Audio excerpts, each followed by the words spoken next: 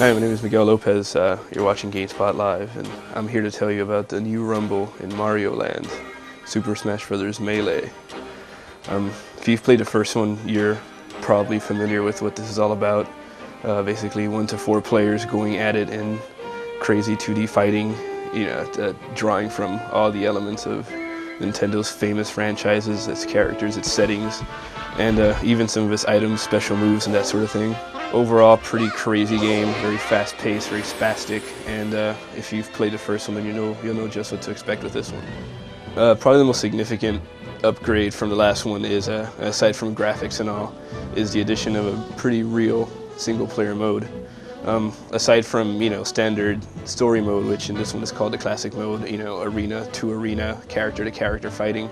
There's also an adventure mode, which draws a lot of elements from classic 2D side scrollers. For instance, the first adventure mode stage takes place in something that's highly reminiscent of a level from the original Mario Brothers, albeit in full 3D, fully animated with, nice polygonal Goombas and Koopas and such. You go through these worlds and, the gameplay doesn't change all that much. It's still Super Smash Bros. Mechanics, but for instance, in the Mario world, you'll be able to hop on these enemies and kill them just as you would in the Super Mario Brothers games. A lot of the other ones aren't as cool as the Mario one. The Zelda one, for instance, seems to be based off of Zelda, off of the side-scrolling stages in Zelda 2, where you'd go through these dungeons and just traverse them and find your way through the side-scrolling mazes in order to get to the ending level. This time around, it's not such a convincing sell, at least not as much as the Mario ones. Basically, they're populated with monsters from every Zelda game, and it just seems to be more thrown together in terms of level design than the other ones. There are a couple of other cool ones. The F-Zero one is pretty amusing. You're basically going down a track and all the F-Zero cars come at you 500 miles per hour and nail you if you don't jump on a platform at the right time. But for the most part, if you were expecting big things from the adventure mode, you'll likely be disappointed. Versus Giant Captain Falcon. Ready? Go!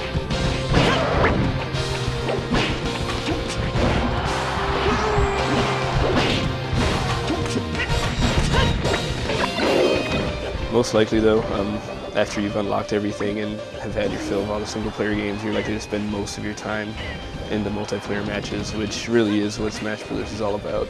In terms of what you can do, multiplayer, it hasn't changed a great deal, 1 through 4 players, any of which can be computer players.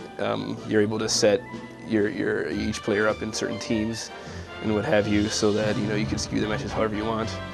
A bunch of parameters can be altered. You could adjust the frequency of the weapons and items that appear. You can even select, special rules for it. For instance, you could make every player a giant version of his or her character, or conversely a tiny version or an invisible version.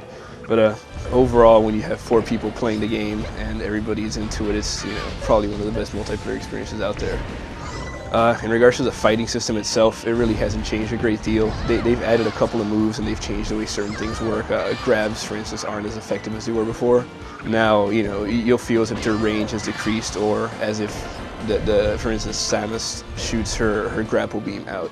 It doesn't feel as if it goes as far, or it's not as sticky enough as it was before. So that's kind of cool. The game is much more is more about doing the actual smash moves, not people that are supposed to just going up to them and throwing them when they're low on energy. Other new additions to the fighting system are, there's an air evasion, which you simply press the block button when you're in the air and you'll be able to just dodge out of the way of something.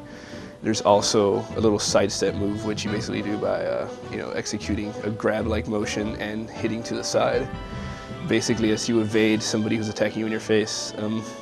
Neither of these moves really alter the gameplay too much. It's still mostly an offensive game, but of course if you learn to use these moves well, you'll have that much more of an advantage.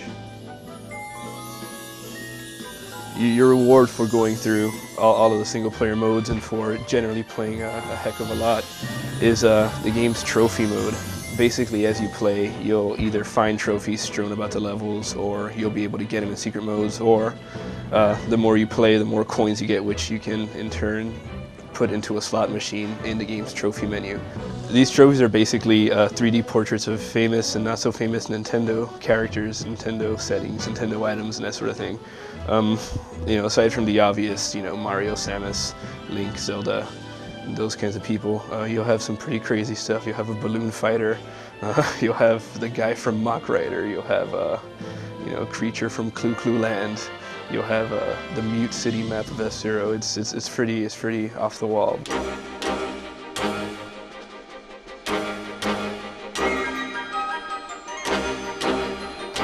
If you've been following the game at all, you'll know that Smash Brothers is, you know, essentially a highly beautified version of the original with a whole bunch of extras thrown in for fans, not only of the original game but just Nintendo fans in general.